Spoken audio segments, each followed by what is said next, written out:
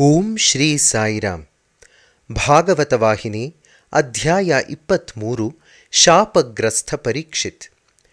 ಪಾಂಡವರ ಭಕ್ತಿ ಶ್ರದ್ಧೆಯನ್ನೂ ಶ್ರೀಕೃಷ್ಣನ ಅನುಗ್ರಹ ಶಕ್ತಿಯನ್ನೂ ವ್ಯಾಸರ ಮೂಲಕ ಕೇಳಿ ತಿಳಿದುಕೊಳ್ಳುತ್ತಿದ್ದ ಪರೀಕ್ಷಿತನಿಗೆ ರಾತ್ರಿ ಹಗಲು ಎನ್ನುವ ಭೇದ ತಿಳಿಯದೆ ಆನಂದದಲ್ಲಿ ಮುಳುಗಿ ತೇಲುತ್ತಿದ್ದ.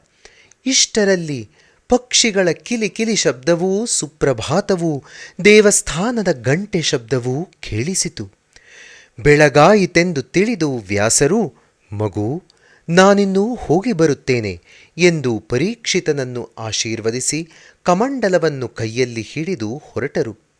ಪರೀಕ್ಷಿತನಿಗೆ ಅರ್ಥವಾಗದಂಥ ವೇದನೆ ಆಗತೊಡಗಿತು.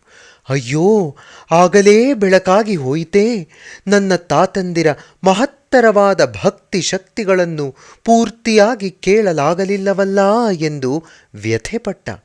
ಕಾಲಕ್ರಮಗಳನ್ನು ತೀರಿಸಿ ರಾಜ್ಯ ಪರಿಪಾಲನೆಯ ವಿಷಯದಲ್ಲಿ ಮನಸ್ಸು ಏನು ಮಾಡಿದರೂ ಹೋಗದಿರಲು ಏಕಾಂತದಲ್ಲಿ ಇರಬಯಸಿ ಬೇಟೆಗಾಗಿ ಅರಣ್ಯಕ್ಕೆ ಹೋಗಲು ನಿಶ್ಚಯಿಸಿ ಪರಿವಾರದವರಿಗೆ ಹೇಳಿ ಕಳಿಸಿದ. ಸ್ವಲ್ಪ ಕಾಲದ ನಂತರ ದ್ವಾರಪಾಲಕರು ಬಂದು ಎಲ್ಲವೂ ಸಿದ್ಧವಾಗಿದೆ ಎಂದು ತಿಳಿಸಲು ಭಾರವಾದ ಮನಸ್ಸಿನಿಂದ ಉತ್ಸಾಹವಿಲ್ಲದವನಾಗಿ ಹೊರಟು ರಥದಲ್ಲಿ ಕುಳಿತ. ಪರಿವಾರದವರು ಯಥಾರೀತಿಯಾಗಿ ಬೇಟೆಗೆ ಬೇಕಾದ ಆಯುಧಗಳನ್ನು ಧರಿಸಿ ಮುಂದೂ ಹಿಂದೂ ಹೊರಟರು.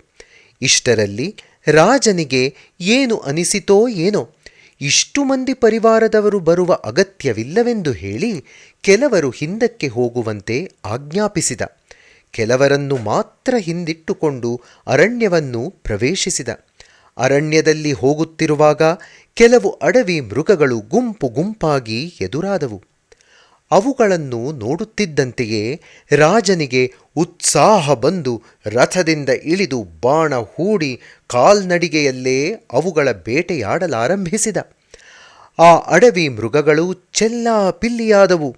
ಜೊತೆಯಲ್ಲಿದ್ದ ಕೆಲವು ಮಂದಿ ಸಿಪಾಯಿಗಳೂ ಅವುಗಳನ್ನು ಬೆನ್ನಟ್ಟಿ ಹೋಗಿ ಒಬ್ಬೊಬ್ಬರು ಒಂದೊಂದು ದಿಕ್ಕಿನಲ್ಲಿ ಹೋಗಿಬಿಟ್ಟರು. ಮಹಾರಾಜ ಕೆಲವು ಮೃಗಗಳನ್ನು ಬೇಟೆಯಾಡುತ್ತಾ ತಾನೊಂದು ದಿಕ್ಕಿನಲ್ಲಿ ಹೊರಟ. ಅಡವಿಯಲ್ಲಿ ಒಬ್ಬರಿಗೊಬ್ಬರು ದೂರವಾಗಿ ಪರಸ್ಪರ ಸಂಬಂಧವಿಲ್ಲದೆ ರಾಜನಿಗೆ ಸಹಾಯ ಮಾಡುವವರಿಲ್ಲದಂತಾಯಿತು. ಆಯಾಸಗೊಂಡ ರಾಜ ಆಯಾಸ ಪರಿಹರಿಸಿಕೊಳ್ಳಲು ನೀರಿಗಾಗಿ ಹುಡುಕಲು ಆರಂಭಿಸಿದ. ಕಡೆಗೊಂದು ಪರ್ಣಶಾಲೆ ಕಾಣಿಸಿತು. ಬೆಟ್ಟದಷ್ಟು ಆಸೆಯಿಂದ ಅಲ್ಲಿಗೆ ಹೋದ. ಅಲ್ಲಿ ಯಾರೊಬ್ಬರೂ ಕಾಣಿಸಲಿಲ್ಲ. ರಾಜ ಹೊರಗಿನಿಂದ ಎಷ್ಟು ಕರೆದರೂ ಯಾರೂ ಉತ್ತರವನ್ನೇ ಕೊಡಲಿಲ್ಲ. ನಿಧಾನವಾಗಿ ಒಳಗೆ ಹೋಗಿ ದಾಹ ದಾಹ ಎಂದು ಕೂಗಿದ. ಆದರೂ ಯಾರೂ ಉತ್ತರಿಸಲಿಲ್ಲ. ಒಂದು ಮೂಲೆಯಲ್ಲಿ ಒಬ್ಬ ಮುನಿ ತಪಸ್ಸು ಮಾಡುತ್ತಾ ಕುಳಿತಂತೆ ಕಾಣಿಸಿತು. ಅವನ ಹತ್ತಿರ ಹೋಗಿ ಸ್ವಾಮಿ ಸ್ವಾಮಿ ಎಂದು ಕರೆದರೂ ಧ್ಯಾನ ಮಗ್ನನಾಗಿದ್ದ ಮುನಿ ಸ್ವಲ್ಪವೂ ಕದಲಲಿಲ್ಲ. ರಾಜನಿಗೆ ಕೋಪೋದ್ರೇಕ ಉಂಟಾಯಿತು. ಬಾಯಾರಿಕೆಯ ಬಾಧೆಯಿಂದ ಬಳಲಿ ಮುನಿಯಾಶ್ರಮಕ್ಕೆ ಬಂದರೂ ಬಾಯಾರಿಕೆ ನೀಗುವವರೇ ಯಾರೂ ಇಲ್ಲವಾಯಿತಲ್ಲ. ನಾನು ಚಕ್ರವರ್ತಿ ಎನ್ನುವುದನ್ನೂ ಮರೆತು ಈ ಋಷಿ ಬಾಯಾರಿಕೆಯನ್ನು ಪರಿಹರಿಸದೆ ಹೋದನಲ್ಲ ಎನ್ನುವ ಅಜ್ಞಾನವು ಆವರಿಸಿತು. ಕೋಪದಿಂದ ಹಿಂತಿರುಗುತ್ತಿರುವಾಗ ಅವನ ಕಾಲಿಗೆ ಹಗ್ಗದಂಥದ್ದು ಏನೋ ಸಿಕ್ಕಿದಂತಾಯಿತು. ನೋಡಲು ಅದು ಮೃತ ಸರ್ಪ ಎನ್ನುವುದು ತಿಳಿಯಿತು. ಅವನಲ್ಲಿ ವಿಪರೀತ ಬುದ್ಧಿ ಹುಟ್ಟಿ ಆ ಮೃತ ಸರ್ಪವನ್ನು ತಪೋಮಗ್ನನಾಗಿದ್ದ ಮುನಿಯ ಕಂಠಕ್ಕೆ ಮಾಲೆ ಹಾಕಿ ಹೊರಟು ಬಂದ. ಅವನು ಹೊರಗೆ ಬಂದುದನ್ನು ನೋಡಿ ಕೆಲವು ಋಷಿಕುಮಾರರು ಒಳಗೆ ಏನು ನಡೆಯಿತೋ ನೋಡೋಣ ಎಂದು ಒಳಹೊಕ್ಕು ನೋಡಿದಾಗ ಧ್ಯಾನ ನಿರತನಾಗಿದ್ದ ಶಮೀಕ ಮಹರ್ಷಿಯ ಕಂಠದಲ್ಲಿ ಸರ್ಪ ಕಾಣಿಸಿತು. ಇದೇನು ವಿಚಿತ್ರ ಎಂದು ನಿಧಾನವಾಗಿ ಪರೀಕ್ಷಿಸಿ ನೋಡಲು ಅದು ಮೃತ ಸರ್ಪವೆಂದು ತಿಳಿಯಿತು. ಇದು ಯಾರಿಂದಾಗಿರಬಹುದು ಎಂದು ಆಲೋಚಿಸಿ ನೋಡಲು ಬಹುಶಃ ಈಗ ಹೋದ ವ್ಯಕ್ತಿಯ ಕೆಲಸವೇ ಇರಬೇಕೆಂದು ಊಹಿಸಿದರು. ತಕ್ಷಣ ಆ ಬಾಲಕರು ಶಮೀಕ ಮಹರ್ಷಿಯ ಮಗ ಶೃಂಗಿ ಆಟವಾಡುತ್ತಿದ್ದಲ್ಲಿಗೆ ಹೋಗಿ ಅವನಿಗೆ ಈ ವಿಷಯ ತಿಳಿಸಿದರು. ಪಾಪ, ಆ ಶೃಂಗಿಗೆ ಇದೆಲ್ಲ ಏನು ಗೊತ್ತು? ಇದು ಸುಳ್ಳೆಂದು, ತನ್ನ ತಂದೆಗೆ ಇಂಥ ಅವಮಾನ ಎಂದಿಗೂ ಆಗದೆಂದು, ಇದು ಹುಡುಗಾಟಕ್ಕೆ ಆಡುತ್ತಿರುವ ಮಾತೆಂದು ಭಾವಿಸಿ ಅವರ ಮಾತಿಗೆ ಗಮನ ಕೊಡದೆ ಆಟದಲ್ಲೇ ಮಗ್ನನಾಗಿದ್ದ. ಜೊತೆಗಾರರು ಅವನಿಗೆ ಮತ್ತೆ ಮತ್ತೆ ಅದನ್ನೇ ಹೇಳಿದರು. ಇದು ಸುಳ್ಳಲ್ಲ, ನಾವು ನಿಜವನ್ನೇ ಹೇಳುತ್ತಿದ್ದೇವೆ, ಬಂದು ನೋಡಿದರೆ ನಿನಗೇ ತಿಳಿಯುವುದು ಎಂದು ಆ ಬಾಲಕರು ಬಹು ಆತಂಕದಿಂದ ಹೇಳುತ್ತಿದ್ದುದನ್ನು ಕೇಳಿ ಶೃಂಗಿಗೆ ಮನಸ್ಸು ಕರಗಿತು. ಓಡಿ ಹೋಗಿ ಆಶ್ರಮದ ಒಳ ಹೊಕ್ಕು ನೋಡಲು ಋಷಿ ಕುಮಾರರು ಹೇಳಿದ ಮಾತು ಸತ್ಯವೆನ್ನುವುದು ತಿಳಿಯಿತು. ತನ್ನ ತಂದೆಗೆ ಇಂಥ ಅಗೌರವ ಮಾಡಿದವರು ಯಾರೆಂದು ಬಹು ವಿಧವಾಗಿ ಆಲೋಚಿಸಿದ. ರಾಜವೇಷಧಾರಿಯೊಬ್ಬನು ಆಶ್ರಮದಿಂದ ಹೊರಗೆ ಹೋಗುತ್ತಿದ್ದನೆಂದೂ, ಬಹುಶಃ ಅವನೇ ಈ ಕೆಲಸ ಮಾಡಿರಬೇಕೆಂದೂ ಋಷಿ ಕುಮಾರರು ಹೇಳಲು ಶೃಂಗಿ ಓಡಿ ಹೋಗಿ ಸುತ್ತಲೂ ನೋಡಿದ.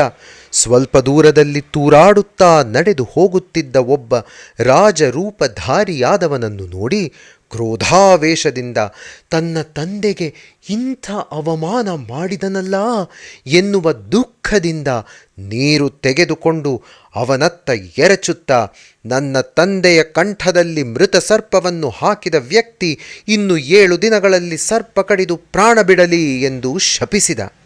ಸುತ್ತಲಿದ್ದ ಬಾಲಕರು ಎಷ್ಟು ಹೇಳಿದರೂ ಕೇಳದೆ ಇಂಥ ಕಠಿಣ ಶಾಪವಿತ್ತು. ತನ್ನ ತಂದೆಗೆ ಆದ ಅವಮಾನವನ್ನು ನೆನೆಸಿಕೊಳ್ಳುತ್ತಾ, ಮಗನಾದ ನಾನು ಜೀವದಿಂದ ಇರುವಾಗಲೇ ನನ್ನ ತಂದೆಗೆ ಇಂಥ ಅವಮಾನ ಆಗುವುದೆಂದರೆ ಛೀ, ನನ್ನ ಜನ್ಮ ಇದ್ದೇನು ಪ್ರಯೋಜನ? ತಂದೆಯ ಗೌರವವನ್ನು ಕಾಪಾಡಲಾರದ ಮಗ ಇದ್ದರೂ ಇಲ್ಲದಂತೆಯೇ ಎಂದು ತನ್ನನ್ನು ತಾನು ನಿಂದಿಸಿಕೊಳ್ಳುತ್ತಾ ದುಃಖಿಸಿದ.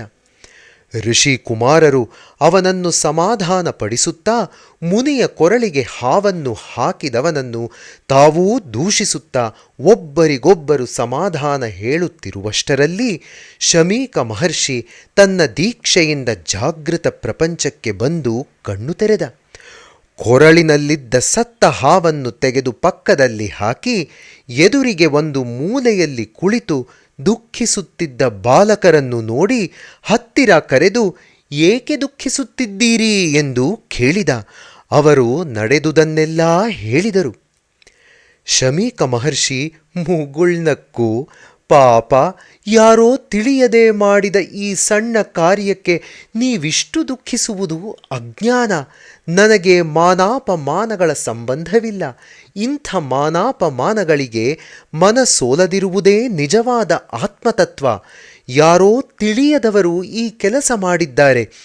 ನೀವು ಬಾಲಕರಾದ್ದರಿಂದ ಈ ಸಣ್ಣ ವಿಷಯವನ್ನು ದೊಡ್ಡದು ಮಾಡಿ ಬಾಧೆ ಪಡುತ್ತಿದ್ದೀರಿ.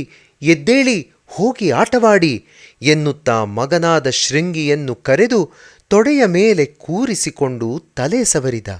ಶೃಂಗಿ ಅಳುತ್ತಾ, ಅಪ್ಪ, ತಿಳುವಳಿಕೆ ಇಲ್ಲದವರು ಮಾಡಿದ ಕೆಲಸವಲ್ಲ ಇದು. ರಾಜವೇಷಧಾರಿಯಾದ ಒಬ್ಬ ವ್ಯಕ್ತಿ ಮದಾಂಧನಾಗಿ ಮಾಡಿದ ಪರಮ ಪಾಪ ಕೃತ್ಯ ಇದು ಎಂದು ಕಠಿಣೋಕ್ತಿಗಳನ್ನಾಡುತ್ತಿರಲು ಶಮೀಕ ಮುನಿ, ಏನು, ರಾಜವೇಷಧಾರಿಯೇ? ನೀವು ನೋಡಿದಿರಾ? ರಾಜರು ಇಂಥ ಹೀನ ಕಾರ್ಯ ಮಾಡುವುದಿಲ್ಲವಲ್ಲ ಎಂದು ಆಶ್ಚರ್ಯಪಡುತ್ತಿರಲು ಬಾಲಕರು, ಗುರುವರ್ಯ, ನಾವು ನೋಡಿದೆವು. ಅವನು ರಾಜನಂತೆಯೇ ಇದ್ದ. ಆಮೇಲೆ ನಾವು ಓಡಿ ಹೋಗಿ ಶೃಂಗಿಯನ್ನು ಕರೆದುಕೊಂಡು ಬಂದೆವು.